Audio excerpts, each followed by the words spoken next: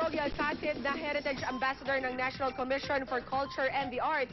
Pero ang pagiging daddy sa magiging baby nila ni Regine Velasquez ang pinaka-importante daw sa kanya ngayon. Makichika kay Aubrey Carampel. Hinirang si Ogie Alcacid bilang Heritage Ambassador ng National Commission for Culture and the Arts o NCCA. Pangungunahan ni Ogie ang ilang activities ng NCCA ngayong darating na Mayo sa pagdiriwang ng Heritage Month. I was honored and of course humbled and flattered. Marami naman silang pwedeng pagpilian.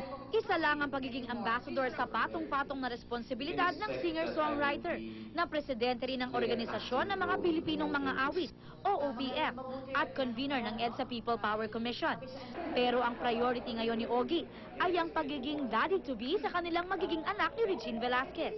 Mas mabuti na raw ang kalagayan ngayon ng kanyang misis na 2 buwan ng buntis.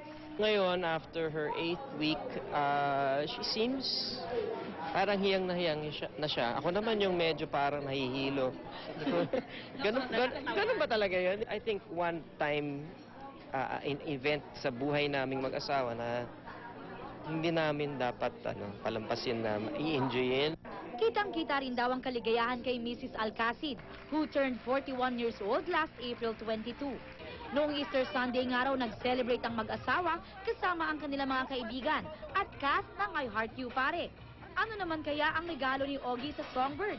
Binigyan ko siya ng isang painting, sa beautiful painting na yung mukha niya tapos may songbird na katabi. Ano kasi agad? Sobra kasi unang-una meron siyang pinaglagyan dun sa bahay namin.